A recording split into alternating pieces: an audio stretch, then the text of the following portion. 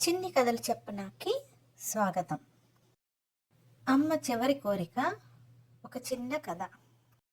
ఒక గ్రామంలో శాంతమ్మ అనే ఒక వృద్ధురాలు తన కొడుకు, కోడలు, మనవరాలు చిట్టితో కలిసి ఉండేది. శాంతమ్మ చిట్టికి వాళ్ళ నాన్నమ్మ శాంతమ్మ అంటే ఎంతో ఇష్టం. శాంతమ్మ కొడుకు రాము పొలంలో పనిచేస్తూ ఉండేవాడు. కష్టపడి కొడుకు పని చేయడం చూసేది శాంతమ్మ దూరం నుంచి. ఎప్పుడూ కష్టపడుతూ ఉండడం తప్పించి కుటుంబం కోసం సమయాన్ని వెచ్చించలేకపోయేవాడు రాము ఎప్పుడు కూడాను. ఒకరోజు శాంతమ్మకి బాగా అనారోగ్యం చేసింది. చాలా దిగులుతో కూర్చుంది శాంతమ్మ. శాంతమ్మ మనసులో ఒక కోరిక ఉంది. చిట్టికి అర్థమైంది నాన్నమ్మకి ఏదో భారంగా ఉందని. హఠాత్తుగా శాంతమ్మకి గుండె బరువెక్కి గుండె నొప్పిలాగా వచ్చింది.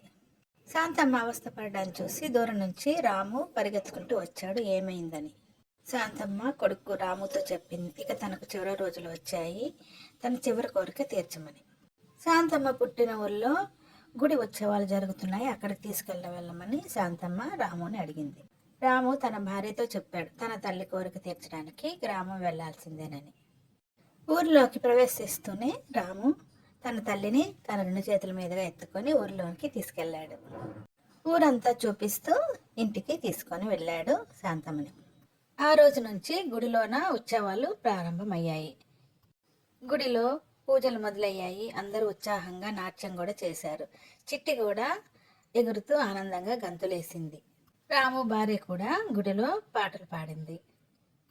శాంతమ్మ కళ్ళలో ఎంతో ఆనందం కనిపించింది రాముకి. గుడిలోని ఉత్సవాలు చూస్తూ పొంగిపోయింది శాంతమ్మ మనసు.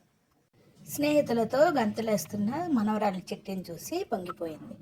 శాంతమ్మ కొడుకు రాముతో చెప్పింది నా చివరి కోరిక నెరవేర్చావు బాబు అని. శాంతమ్మ తనకిష్టమైన తన సొంత ఊరిలో తన సొంత ఇంట్లో వేప చెట్టు కింద ఆనందంగా కుర్చీలో కూర్చుని మనవరాలతో ఆడుకోసాగింది.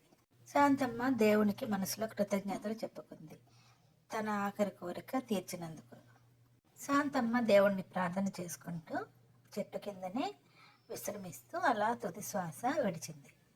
ఊళ్ళో వాళ్ళందరూ శాంతమ్మ చివరి కోరిక తీర్చుకొని చనిపోయింది అదృష్టంగా భావించారు. ఇలాంటి మరిన్ని చిన్ని కథల కోసం do like, share and subscribe my channel చిన్ని కథలు చెప్పనా.